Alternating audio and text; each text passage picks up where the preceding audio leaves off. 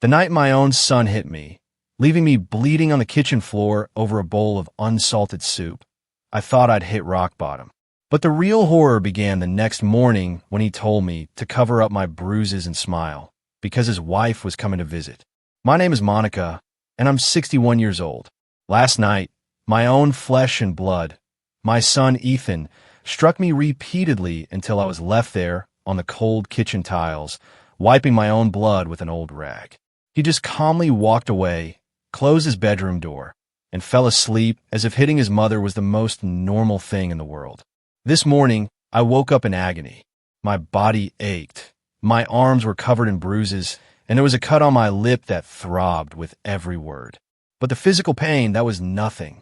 The real wound was the humiliation. It was the crushing realization that my son, the boy I raised with every ounce of love I had, the one I sacrificed everything for, now saw me as nothing more than his personal maid. My only purpose, it seemed, was to serve him and to stay silent. I was up by 5 a.m., just like always. Ethan was already at the kitchen table, immaculate in his gray suit, scrolling on his phone. He didn't even glance up when I walked in. He just barked, without lifting his head, "Breakfast, hurry up. I have an important meeting." It was as if last night had never happened. As if he hadn't screamed at me, called me worthless, useless, and declared he'd have thrown me out onto the street if I weren't his mother. I made his scrambled eggs exactly how he liked them. 3 spoonfuls of shredded cheese, 2 slices of toasted bread, and black coffee, no sugar. Everything had to be perfect, measured to the last detail. Because if anything, even a tiny bit, was off, he would explode. And when Ethan exploded, I was the one who paid the price. Mid-breakfast, I heard a key in the front door. It was Savannah, his wife. She's this young, elegant woman who always greets me with a fake smile, treating me like I'm invisible. She drifted in, wearing a light green dress and high heels, kissed Ethan's cheek, and sat at the table like she owned the place. "Good morning, Mrs. Davis," she said, her voice sugary sweet, a tone she reserved only for when Ethan was around. "How are you this morning?" Oh, how I wanted to tell her. I wanted to scream that I woke up bruised by her husband, that I had welts across my back, that I couldn't take it anymore. But instead, I forced a smile and said, "I'm fine, thank you. Are you going to have some breakfast, Savannah?"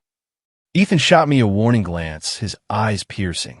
"One wrong word," they said, "and tonight will be worse." Then, with that sickeningly fake smile he only used for an audience, he added, "Look, Mom, I bought you this new makeup. It's perfect for covering those little scrapes you got when you tripped last night." Little scrapes. That's what he called it. As if I just stumbled and somehow fallen onto his fist all by myself. I took the makeup, my hands trembling slightly. It was an expensive foundation, probably more than $50. He probably bought it with my retirement money. He manages my entire bank account, you see. He says it's for my own good, that at my age, I can't handle money anymore. The truth is, I hadn't seen a single penny of my own pension in 2 years. Savannah was gazing at him, her eyes shining with admiration. "You're so thoughtful. Honey, always taking care of your mom." If only she knew. If only she knew that her perfect husband, that successful executive who handles million-dollar accounts, comes home every night to take out his frustrations on me. After breakfast, Ethan put on his red tie, grabbed his briefcase, and then, while Savannah was touching up her makeup, he leaned in and whispered in my ear, "Remember what we talked about last night? If you ever open your mouth, if you tell anyone what happens here, you're going to regret it. No one will believe you. You're just a crazy old woman living off her son's charity." His words chilled me to the bone. They left together, holding hands, the picture of a perfect couple. I watched from the window as they drove away in his new black sedan, a car that cost more than $400,000. My money. All of it. When the house fell silent, I collapsed into a kitchen chair and started to cry. Not tears of sadness, but of pure, burning rage and a crushing helplessness. I knew I had to do something, but I had no idea what. I knew I couldn't keep living like this, but I couldn't see a way out of this nightmare. I sat there for hours, watching the sunlight creep across the floor tiles. This house, my house, used to be my sanctuary. I bought it 30 years ago with the money I'd saved working as an executive secretary at Sullivan and Associates. 40 years of my life dedicated to that job, always on time, organizing the lives of others. I never imagined I'd end up a prisoner in my own home. It all started 3 years ago. Ethan divorced his first wife and showed up at my door one night with a suitcase. That lost boy look he always used, the one that melted my heart. Mom, I need to stay here for a while, just until I sort out my financial situation. He told me the divorce left him bankrupt, that he'd lost his house. And I, being the foolish mother I've always been, opened my door and my heart. Of course, son, I said. This is your home, too. How incredibly naive I was. I didn't know I was inviting the devil to live with me. The first few months were normal. Ethan went to work, came home, we ate dinner. He even helped with groceries. I thought we'd finally have the mother-son relationship I'd always dreamed of. But little by little, things shifted. First, small comments. Mom, this food is too salty. Mom, why don't you clean the bathroom better? Mom, your clothes are too wrinkled. It's embarrassing. They hurt, but I justified them, thinking he was stressed from the divorce. Then he started on my finances. Mom, at your age, you shouldn't be handling so much cash. It's dangerous. Let me help you with your accounts. And I, like an idiot, gave him access to my bank account. It's just to help me, I thought. He's my son. He would never hurt me. How terribly wrong I was. In 6 months, Ethan had completely taken over my money. My monthly $1,200 pension went straight to his account. He gave me $20 a week for personal expenses, like I was a child with an allowance. When I asked about the rest, he'd say, Mom, I'm investing your savings to help them grow. Trust me. Then Savannah came along, 25 years younger than him, with a perfect smile and ambition you could spot from a mile away. Ethan met her at his office. 6 months later, they married in a ceremony that cost over $100,000. My money, of course. Since Savannah, everything got worse. Ethan started treating me like a housemaid. Mom, make dinner for Savannah and me. Something elegant. She's used to fine things. Mom, clean the guest bathroom. Important people are coming over. Mom, wash this shirt by hand. It's too expensive for the machine. And I always obeyed. I obeyed because I was terrified. Terrified he'd follow through on his threat to kick me out of my own house. Because even though this house was legally mine, Ethan convinced me to put his name on the deed, too. Just in case something happens to you, he'd said. The violence began a year ago. At first, accidental pushes, then pinches on my arm when I didn't do something his way. You're driving me crazy, Mom. You're too slow. Then it escalated to hits on the shoulder, slaps when the food wasn't to his liking, punches to my back if I wasn't cleaning fast enough. But last night was different. He crossed a line I never thought he would. I'd prepared vegetable soup for dinner. It was Tuesday, always a light meal. I carefully set the table, served the toasted bread and hot soup. Everything seemed perfect. Ethan came home, tired from the office, sat down without a greeting, took a spoonful, and his face transformed. What the hell is this? He roared, spitting the soup back into the bowl. It has no salt. It's as bland as water. I immediately apologized. I'm sorry, son. I forgot the salt. Let me add a little. But it was too late. Ethan sprang from the table like a wild animal, grabbed the bowl, and threw it in my face. The hot liquid burned my cheek. Pieces of porcelain cut my lip. You're useless, he screamed, grabbing my arm so hard I knew it would leave a bruise. 40 years working as a secretary, and you can't even make a decent soup. You're pathetic. He shoved me against the kitchen wall. My head hit the tile, and I saw stars. But he didn't stop. He slapped me so hard my ear buzzed for hours. Then another and another. Savannah is bringing her friends over for lunch tomorrow. He spat as I covered my face with my hands.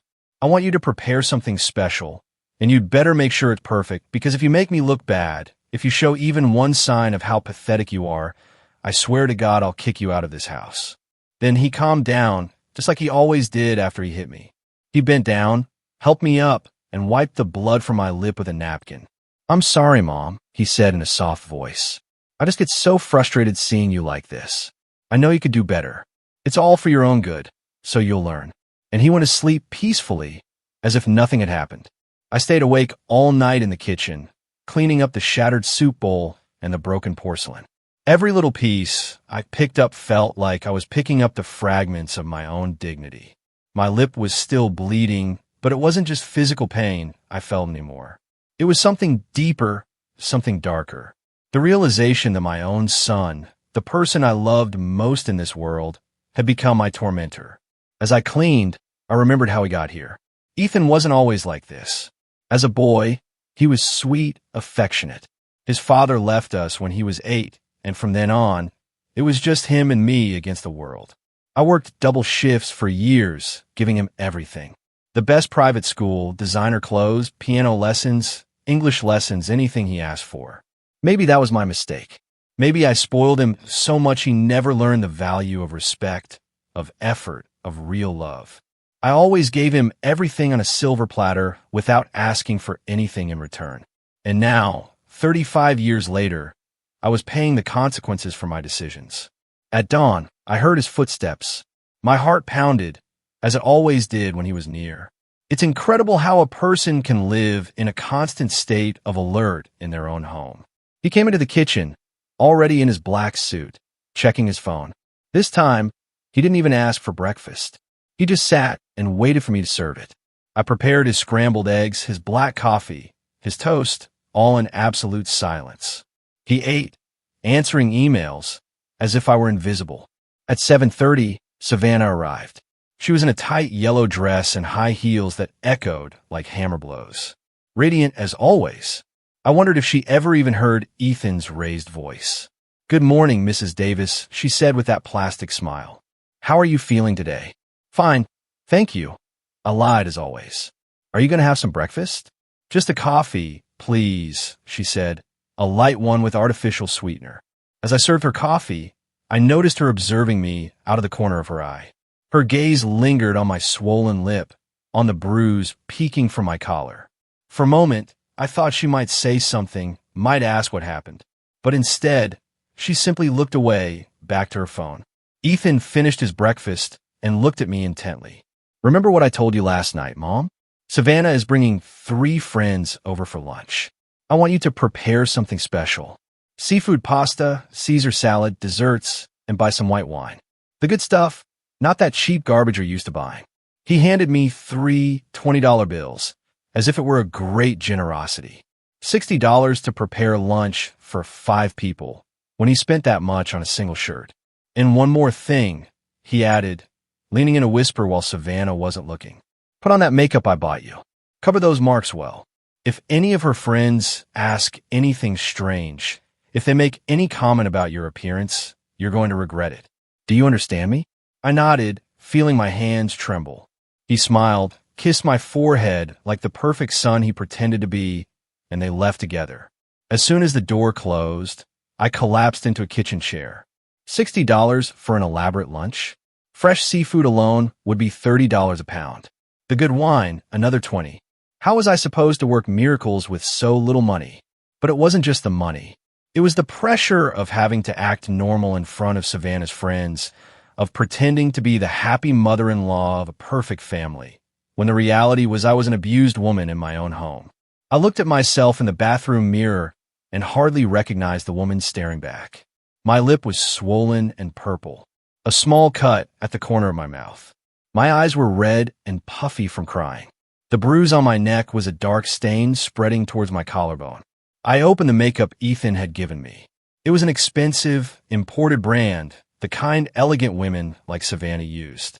I started applying it carefully, covering every mark, every bruise, every piece of evidence of what really happened in this house. As I put on my makeup, I couldn't help but think about all the times I'd done this before. How many mornings I'd hidden bruises, invented excuses about falls and accidents. I tripped on the table. The closet door slipped. I fell down the stairs. One lie after another, all to protect my son's reputation. I went out to do the shopping, my list in hand, my face perfectly made up. At the supermarket, I tried to stretch those $60 as far as I could. Frozen shrimp instead of fresh prawns, the cheapest wine that wasn't terrible, pasta on sale. Every single penny counted. As I waited in line, an older woman approached me. It was Clarice, my next-door neighbor, a widow in her 60s who had always been kind. "Hello, Monica," she said with a warm smile. "How are you doing, dear? I haven't seen you in the yard lately." "Hello, Clarice," I replied. "I'm fine, thanks. Just been busy around the house." She looked at me intently, and I noticed her eyes linger on my lip despite the makeup. "Did you hurt your mouth?" she asked with genuine concern. My heart started a race. "No, it's nothing," I lied. "I just bumped into the closet door last night. You know how clumsy I am." Clarice frowned, but didn't push it. "Well, if you ever need anything, you know where I live. I'm always home in the afternoons." Her words went straight to my heart. It had been so long since anyone had offered me genuine help, since anyone had treated me with true kindness. For a moment, I wanted to tell her everything, to beg for her help, to confess the nightmare I was living. But Ethan's voice echoed in my head. "If you ever open your mouth, if you tell anyone what happens here, you're going to regret it. No one will believe you. You're just a crazy old woman living off her son's charity." "Thank you, Clarice," I said simply. "You're very kind." I went back inside and started cooking like a madwoman. Everything had to be ready by noon. I cleaned the house from top to bottom, set the table with the good china, arranged flowers. Everything perfect. While I cooked, I couldn't stop thinking about what Clarice had said. "If you ever need anything, you know where I live." Did she suspect something? Had she heard the screaming that came from my house at night? At 11:30, my phone rang. An unknown number. "Mrs. Davis?" a man's voice asked. "Yes, this is she. This is the accountant from your son, Ethan's company. We need to speak with you urgently about some discrepancies in the accounts. Could you come to the office this afternoon?" My heart stopped. Discrepancies? I don't understand. "I'd rather not discuss this over the phone, Mrs. Davis. Can you come at 3 this afternoon? It's very important." I hung up, my hands trembling. What would Ethan have done at work? Why were they calling me? A bad feeling settled in my stomach, but I didn't have time to think about it. Savannah and her friends were arriving. The doorbell rang at exactly noon. I took a deep breath, touched up my makeup one last time, and opened the door. There was Savannah with her 3 friends, all dressed as if they were going to a fashion show. Expensive dresses, designer purses, shoes that cost more than my monthly pension. "Hello, Mrs. Davis," Savannah said in that sweet voice she saved for special occasions. "Let me introduce you to my friends. This is Beatrice. She works in human resources. This is Brenda from marketing, and this is Evelyn from legal." My heart nearly stopped when I heard Evelyn's name. It couldn't be a coincidence. I looked at her closely, and sure enough, it was Evelyn Brooks, my younger sister. I hadn't seen her in more than 2 years. Evelyn looked at me with the same surprise, but we both played it cool. She's always been smarter than me, more cunning. She immediately understood that something strange was going on, especially when she saw my made-up face and my nervous demeanor. "It's a pleasure to meet you, Mrs. Davis," she said formally, as if she didn't know me. "Your daughter-in-law has told us so much about you." I invited them into the dining room, where I had put out my best tablecloth, the china I inherited from my mother, and the crystal glasses I only use for special occasions. Everything looked elegant, just as Ethan had demanded. I served lunch, trying to keep my hand steady. The shrimp pasta had turned out well despite the limited budget. The Caesar salad looked fresh. The bread was warm. I even managed a simple tiramisu for dessert. The women ate and talked about work, their lives, their weekend plans. I went back and forth from the kitchen, serving more wine, clearing plates, the perfect hostess I was supposed to be. But Evelyn's eyes never left me. I knew that look. It was the same one she used when we were kids, and she knew I was hiding something. Throughout the meal, she observed me discreetly, studying my every move. "The food is delicious," Beatrice commented. "Did you cook all of this yourself, Mrs. Davis?" "Yes, I love to cook," I replied with a forced smile. "It's a pleasure when it's for such lovely people as yourselves." "How lucky Ethan is to have such a dedicated mother-in-law," Brenda added.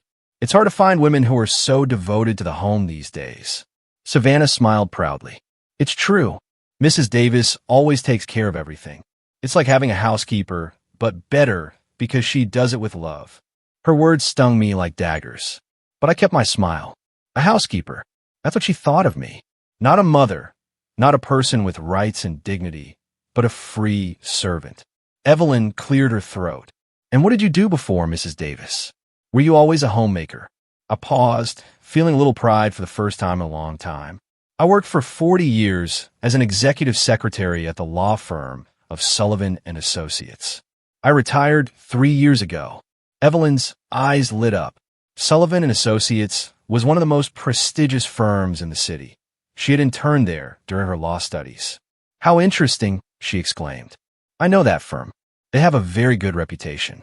You must have met a lot of important people in all those years. I did, I said with a more genuine smile. I met judges, prosecutors, important lawyers. I even helped with some big cases. Mr. Sullivan always said I was indispensable. Savannah looked uncomfortable.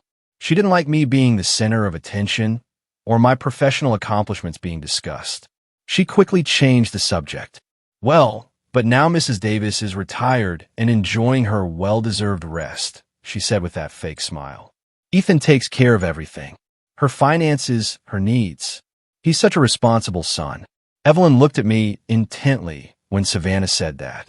I know my sister. Those words sounded strange to her. A woman who worked 40 years at an important law firm doesn't need her son to handle her finances. The lunch continued with trivial conversation, but I could feel the tension growing. Evelyn kept watching me, and I knew she had noticed something was off. When I went to the kitchen for dessert, she followed me. Do you need any help? She asked, but she was really looking for a moment alone. No thanks. Everything's under control, I replied, avoiding her gaze. Monica, she said in a low voice, using my real name for the first time that afternoon. Are you okay? You seem different. For a moment, all my defenses came down.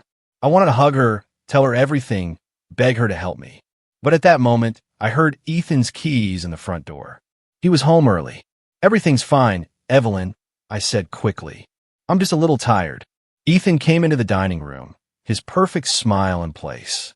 He greeted the women elegantly, kissed Savannah's cheek, and looked at me with approval. The lunch had gone well. How are the most beautiful lady from the office doing? He said with that fake charisma. I hope my mother took good care of you. Excellently. Beatrice replied. Your mother is charming. Ethan put his hand on my shoulder, and I tensed automatically. He felt my reaction and squeezed a little harder. A silent warning. She's the best mother in the world, he said, but his fingers were digging into my shoulder through my blouse. Always looking out for everyone. Always sacrificing herself for the family. The women started saying their goodbyes after dessert. Evelyn was the last to leave. Before she went out the door, she took my hand. It was a pleasure to meet you, Mrs. Davis, she said in a loud voice for Ethan to hear. But then she whispered in my ear, we'll see each other soon.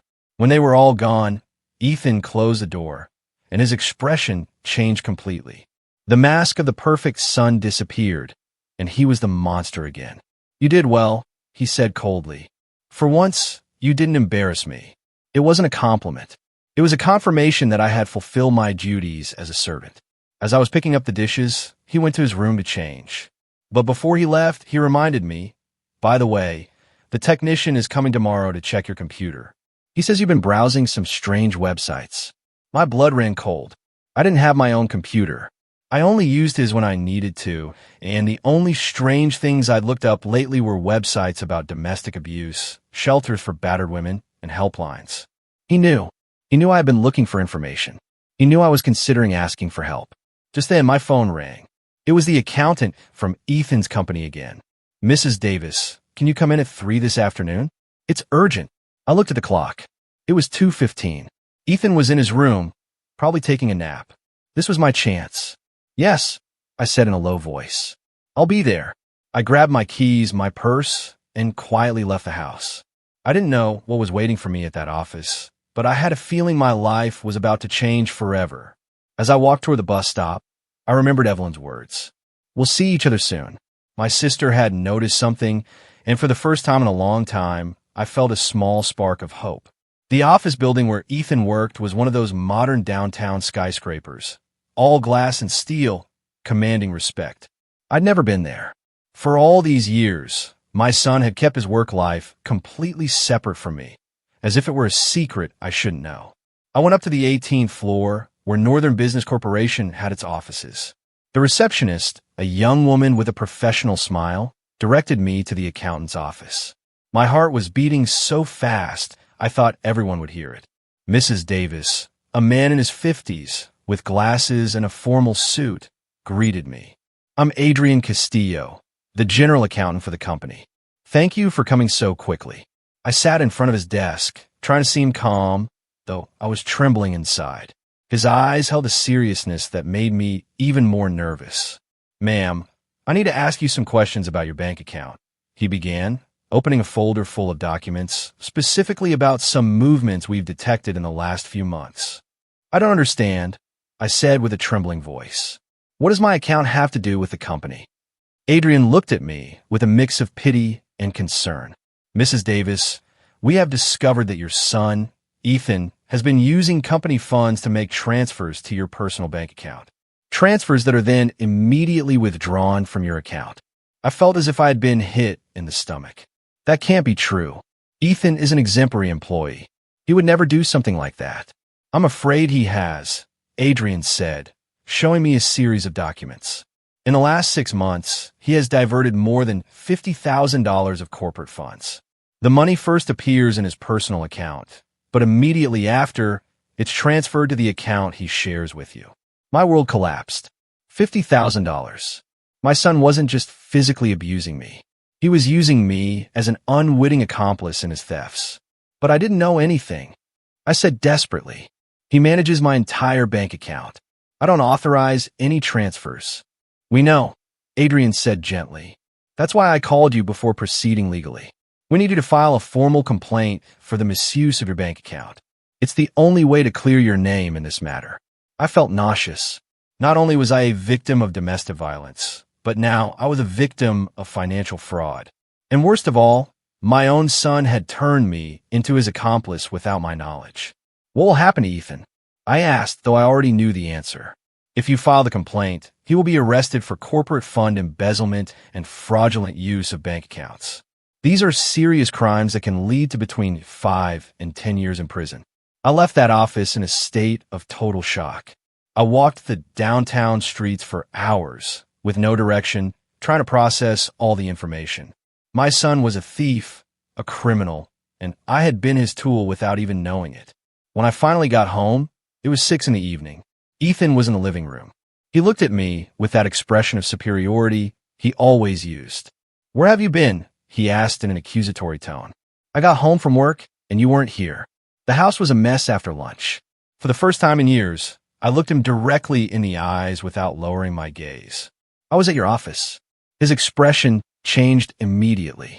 The mask of control cracked for a second, and I could see the fear in his eyes. What did you say? I was at your office, Ethan. I spoke with the accountant. I know what you've been doing. He got up from the couch slowly, like a predator preparing to attack. I don't know what you're talking about, Mom. I think you're confused. $50,000? I said, feeling my voice grow firmer. $50,000 you've stolen from your company using my bank account. Ethan approached me, and for the first time in a long time, I didn't back away. Something had changed inside me that afternoon. Maybe it was knowing that I wasn't alone, that there were other people who knew the truth. Listen to me, you stupid old woman, he said in a low, threatening voice. You have no idea what you're saying. That money is mine by right. You owe me for everything I've invested in you over these years. The food you eat, the roof over your head, the clothes you wear. With my own money, I replied. My pension, my savings, the money I earned working for 40 years. He grabbed my arm, but this time I didn't stay quiet. Let go of me. I screamed with all the strength I had. He was so surprised by my reaction that he actually let go. For 3 years, I'd been his silent victim. And now, for the first time, I was screaming at him. You're crazy, he said, but his voice didn't sound so confident anymore. No one will believe you. You're a senile old woman who doesn't even know what she's saying. The accountant believed me. I told him. The documents speak for themselves. The transfers are registered. Everything is documented. Ethan was silent for a few seconds, processing the information. Then his expression hardened even more. If you open your mouth, If you file any kind of complaint, I swear I'll destroy you, he threatened me. This house is also in my name. I can kick you out on the street tomorrow, and without my help, without my money, you'll die alone like a dog. But for the first time, his threats didn't terrify me. There was something different in me, a strength I didn't know I had. I'm not afraid of you anymore, Ethan, I told him. And as I said it, I realized it was true. For the first time in 3 years, I wasn't afraid. He raised his hand to hit me. But just at that moment, the doorbell rang. It was Clarice, my neighbor. Monica! She was yelling from outside. Monica, is everything all right? I heard screaming. Ethan slowly lowered his hand. He couldn't hit me with a witness nearby. His reputation was too important to him. Go see what she wants, he said through gritted teeth. And you better not say anything strange. I went to open the door, my legs trembling. Clarice was there with a worried expression, holding a casserole dish. Hello, dear, she said. I brought you some stew I made, but I heard loud voices and got worried. Over her shoulder, I saw another woman. It was Evelyn, my sister. She was in casual clothes, hair tied back, but I recognized her immediately. Hello, Evelyn said, pretending she didn't know me. I'm new to the neighborhood and was just visiting Mrs. Davis. I hope we're not bothering you. Ethan appeared behind me, his fake smile perfectly in place. No problem at all, ladies. My mother was a little worked up because she burned the dinner. You know how older women get about these things. Clarice looked at him with an expression I couldn't decipher. Right, she said. Well, Monica, here's the food, and remember, if you need anything at all, I'm right next door. Evelyn looked me straight in the eyes. Yes, Mrs. Davis. Anything you need, day or night. When they left, Ethan slammed the door shut. Damn nosy old women, he muttered. But this isn't over. Tomorrow, we're going to the bank together, and you're going to sign all the papers I tell you to. You're going to retract the complaint you probably already filed, and you're going to say it was all a big misunderstanding.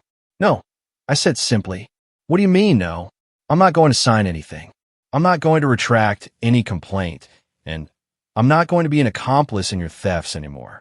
Ethan looked at me with a rage I had never seen before. It was as if he had finally taken off all his masks and was showing me his true nature. Fine, he said with a calm that scared me more than his shouting. If that's how you want to play, we'll play. But I'm warning you, when I'm done with you, you're going to wish you were never born. I didn't sleep at all that night. Ethan was locked in his room, but I could hear him talking on the phone for hours. I didn't know what he was planning, but I knew I had to be prepared for the worst. At 3 a.m, I heard a strange noise in the yard. I peeked out the window and saw a figure moving among the bushes. It was Clarice, and she seemed to be setting something up near my window. The next day, I realized what she had done. She had placed a small security camera pointed at my house, hidden among the plants. My neighbor knew something bad was happening and was documenting everything. The next day dawned gray and rainy, as if the weather was reflecting the storm brewing in my life. Ethan got up earlier than usual at 5 a.m. I heard him moving around the house, talking on the phone in a low voice, preparing something that had me on edge. When I went down to the kitchen, he was already dressed in his best suit, the black one he wore for the most important meetings. His hair was perfectly combed, his tie impeccable. He looked like the successful executive everyone believed he was, not the monster living under my roof. Good morning, Mom, he said in a voice that was strangely sweet, almost sing-song. I hope you slept well. That sweetness gave me goosebumps. I knew my son well enough to know that when he was acting nice, it was because he was planning something terrible. Yes, I lied, serving him his coffee as I did every day. Good, he said, smiling in a way that didn't reach his eyes. Because today is going to be a very special day. I've been thinking about our conversation from yesterday all night. He sat at the table and began to eat breakfast calmly, as if we were a normal family. But there was something about his attitude that kept me on high alert. I've decided that you're right, he continued as he spread butter on his toast. Maybe I've been too hard on you. After all, you're my mother, and you deserve respect. His words completely confused me. Ethan, admitting he had been wrong, asking for forgiveness? It was so out of character that I immediately knew it was a trap. That's why, he continued, we're going to go to the bank together today. We're going to clear up this whole misunderstanding with my company. You're going to explain that you authorized all the transfers, that you knew exactly what was happening with your money. There it was. The real reason for his fake kindness. I'm not going to do that, Ethan, I said, trying to keep my voice steady. His smile slowly faded. Of course you are, Mom. Because if you don't, some very unpleasant things are going to happen. Are you threatening me? No, Mom, he said, finishing his coffee. I'm explaining reality to you. Look around you. This house, this table you have breakfast at, the bed you sleep in, the food you eat. All of this is possible because I allow it. And if I don't allow it anymore. He left the sentence hanging in the air, but the message was clear. He was going to leave me on the street if I didn't obey. Also, he added, taking out his phone, I've been thinking about calling some doctors. I know doctors who specialize in older people with mental problems, like senile dementia. You know, it's very sad when mothers start making up stories, accusing their own sons of terrible things.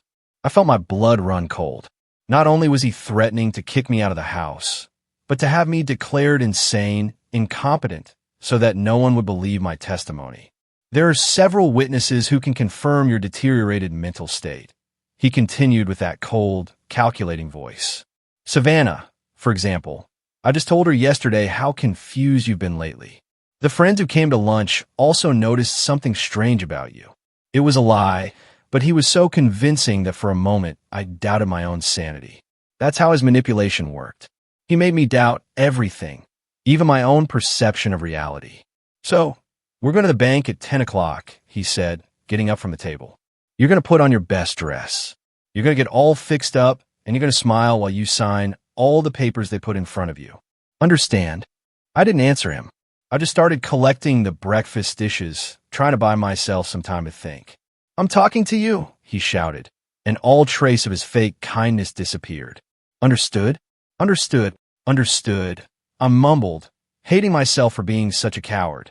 Ethan went to his office, but before he left, he warned me, don't even think about leaving this house.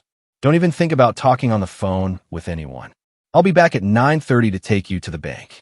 As soon as the door closed, I collapsed into a kitchen chair and started to cry. Not tears of sadness, but of pure rage.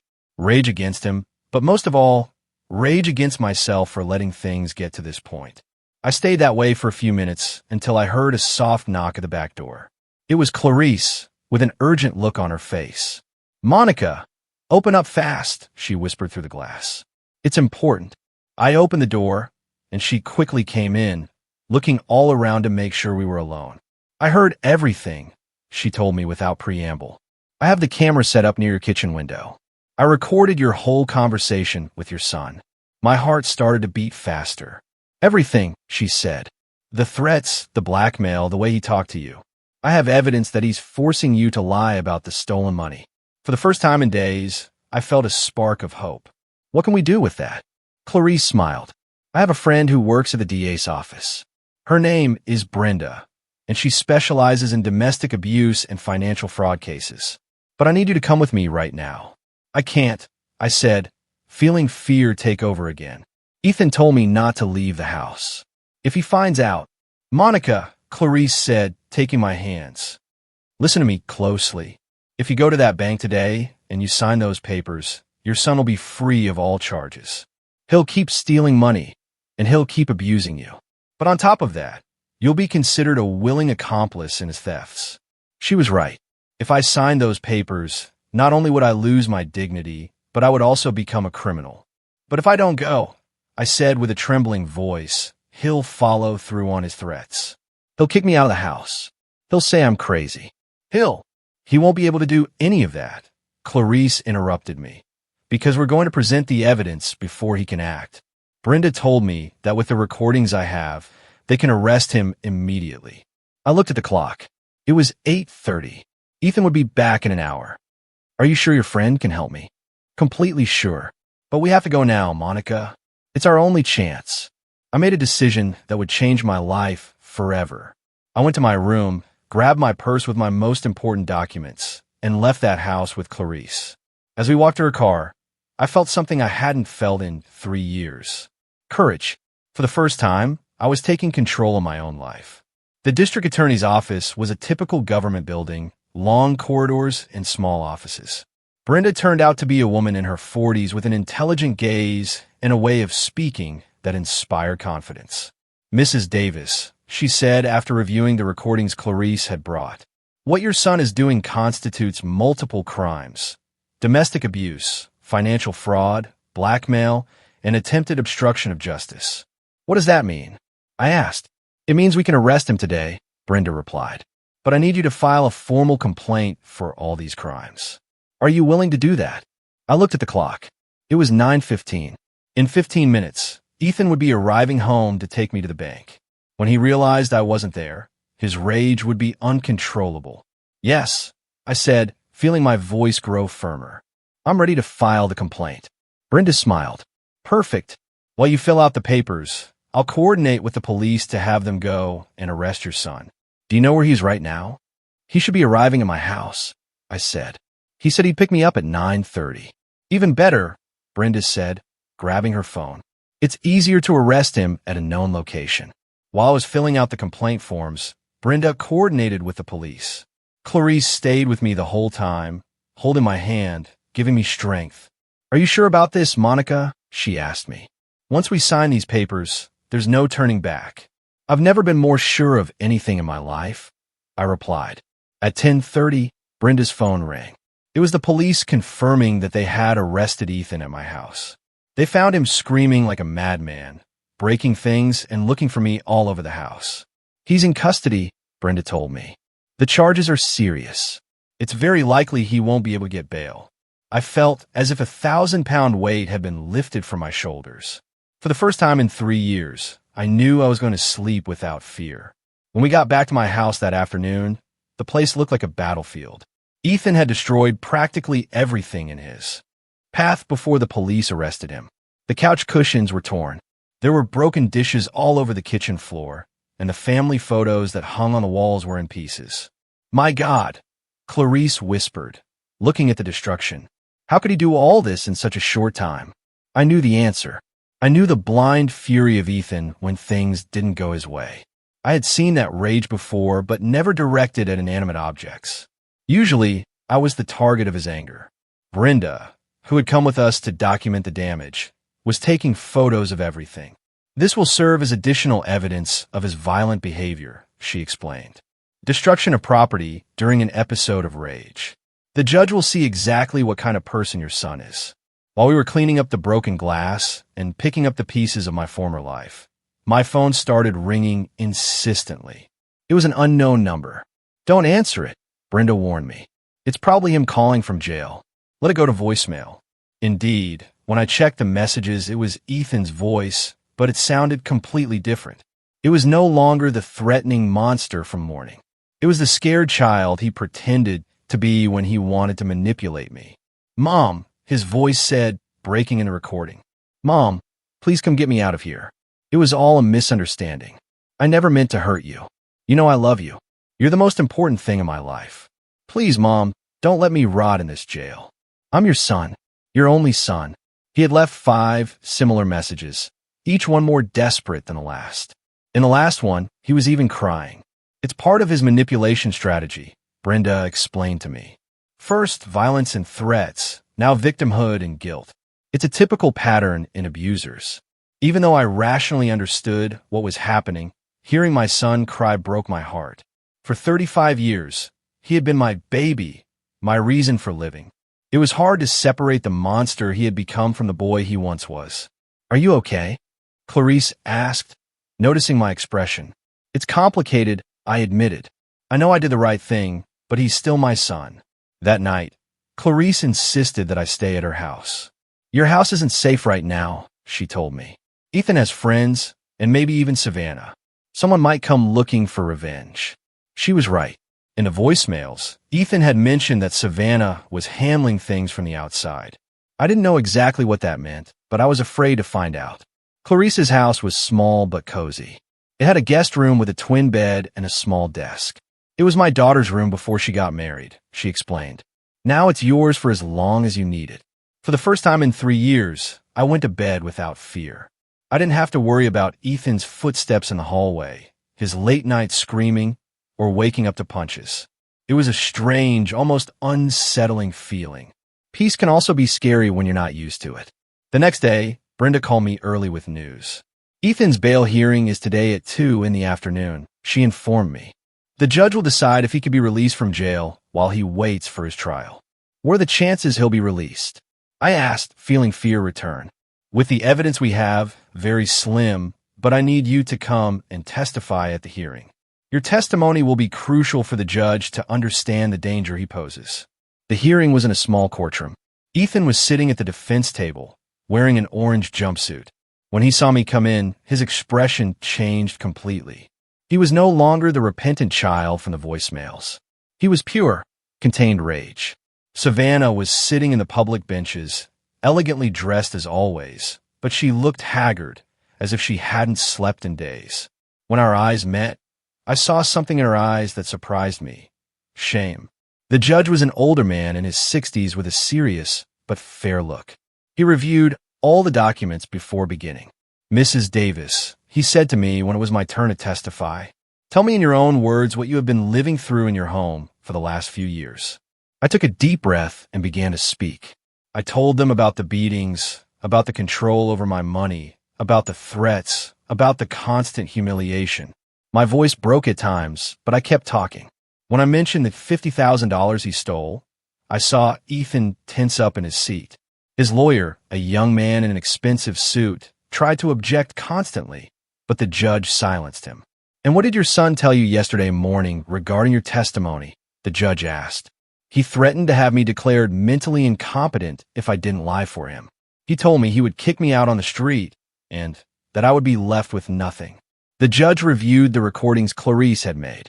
He listened to them in their entirety with headphones while the whole courtroom waited in silence. Mr. Ethan Davis, the judge said when he was done, the evidence presented shows a clear pattern of domestic abuse, financial fraud, and witness intimidation. Considering the seriousness of the charges and the risk you pose to the victim, your request for bail is denied. You will remain in custody until the date of your trial. Ethan exploded. This is an injustice, he shouted, standing up. That crazy old woman is making everything up. I'm a respectable citizen. I have rights. The guards had to hold him. As he continued to scream, you're going to regret this, Mom. When I get out of here, I'm going to make you pay for every day I spend in this jail. His threats echoed throughout the courtroom, confirming exactly what I had testified about his violent character. After the hearing, Savannah approached me in the courthouse hallway. Mrs. Davis, she said in a trembling voice, I need to talk to you. Brenda and Clarice tensed up, but I signaled to them that I was okay. What do you want, Savannah? I asked her. I want to apologize, she said. And for the first time since I had known her, her voice sounded genuine. I knew something wasn't right in that house. I heard screaming. I saw your bruises. I noticed how you flinched every time he raised his voice. Then why didn't you ever say anything? I asked. Because I was scared, she admitted. Ethan had threatened me too. He told me that if I ever betrayed him, he would destroy my career, my reputation. And I was a coward. I let you suffer alone because I was afraid of losing my comfortable life. Her eyes filled with tears. When they arrested him yesterday, I found documents in his home office. He hadn't just been stealing money from his company. He had also been stealing from my personal account. We've been married for 2 years, and I never realized he was a fraudster. What are you going to do now? I asked her. I'm going to file for divorce immediately, she said with determination, and I'm going to testify against him at his trial. I've already spoken with a lawyer. I want to collaborate with the DA's office to make him pay for everything he did to us. When we left the courthouse, I felt something I hadn't experienced in years. Genuine hope.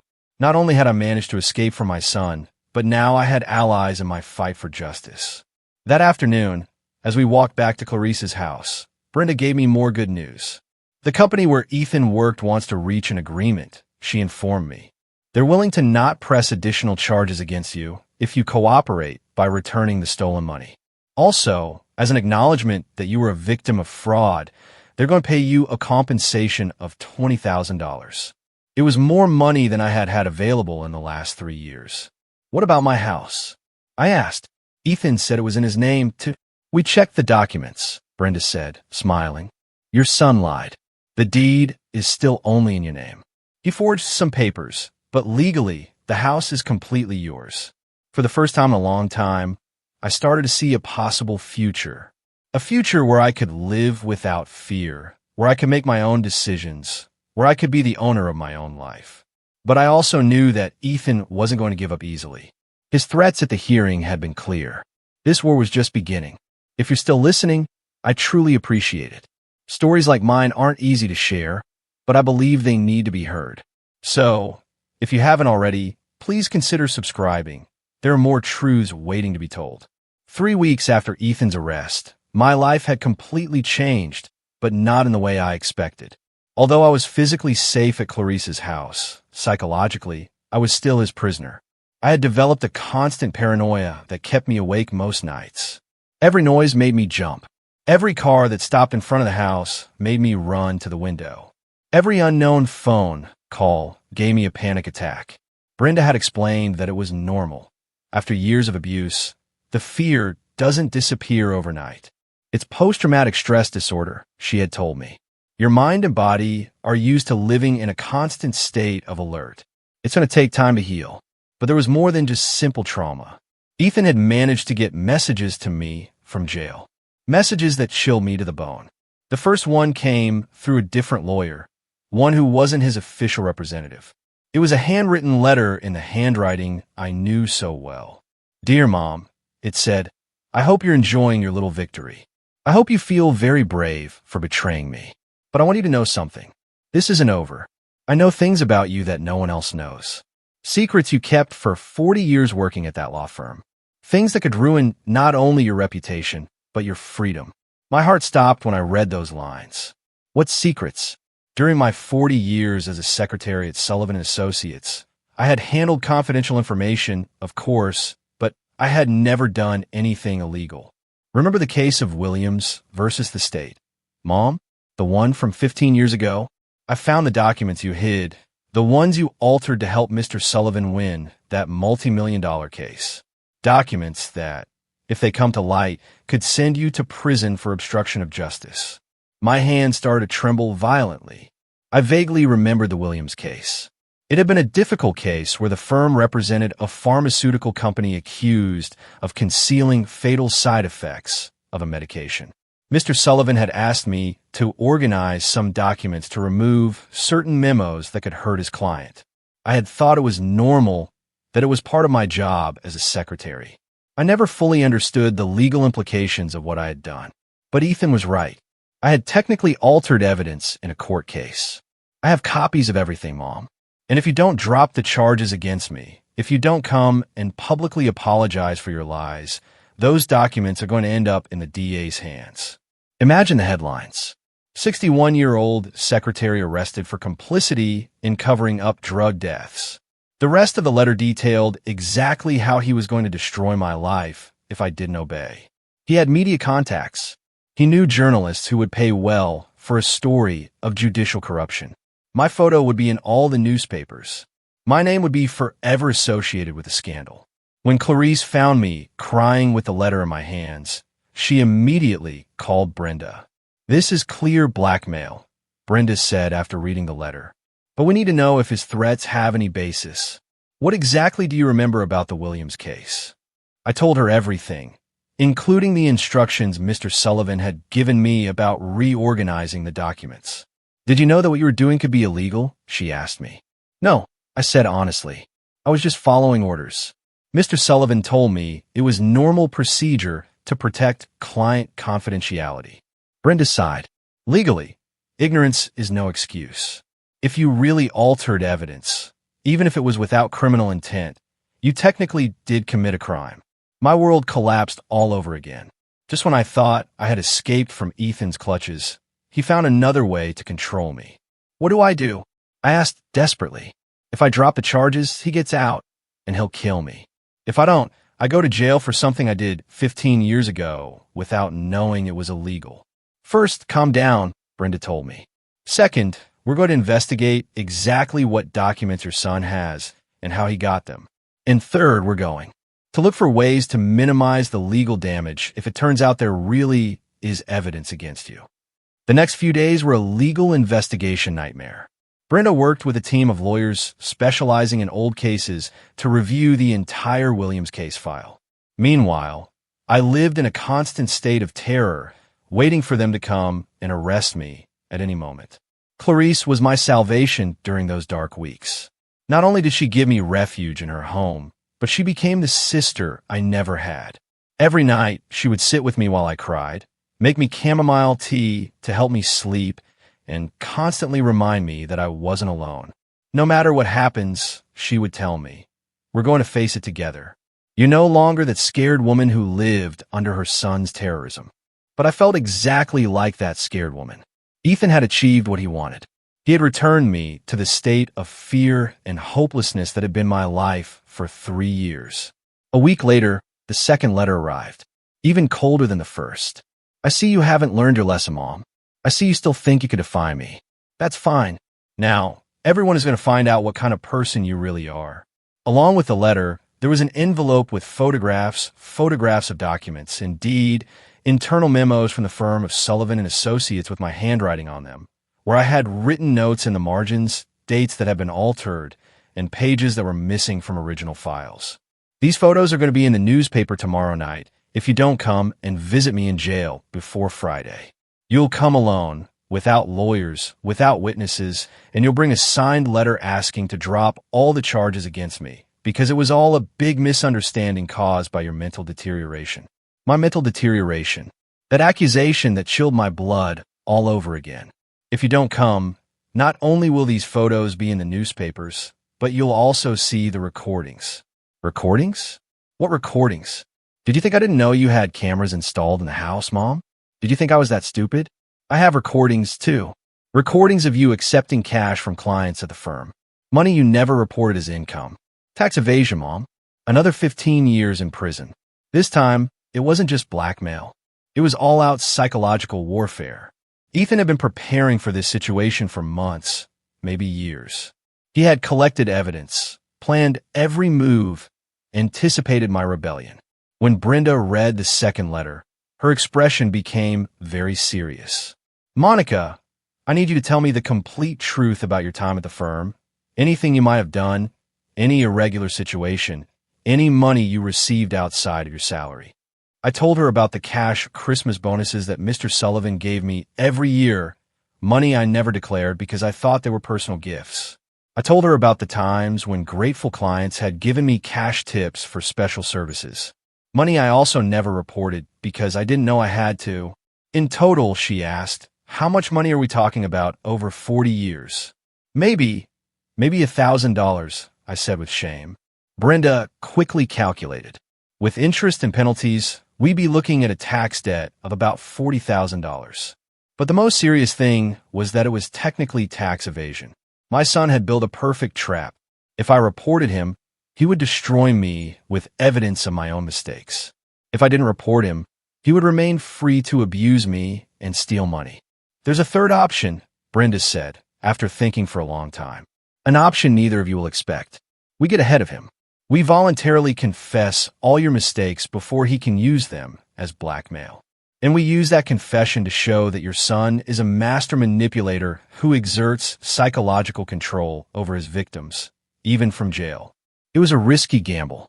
It meant publicly admitting I had committed crimes, facing possible legal consequences, and exposing myself to public humiliation.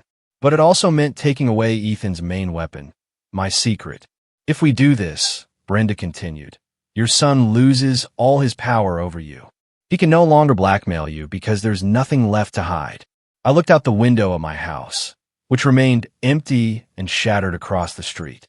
That house represented my past, my mistakes, my fears, but it also represented my future, my freedom, my chance to start over.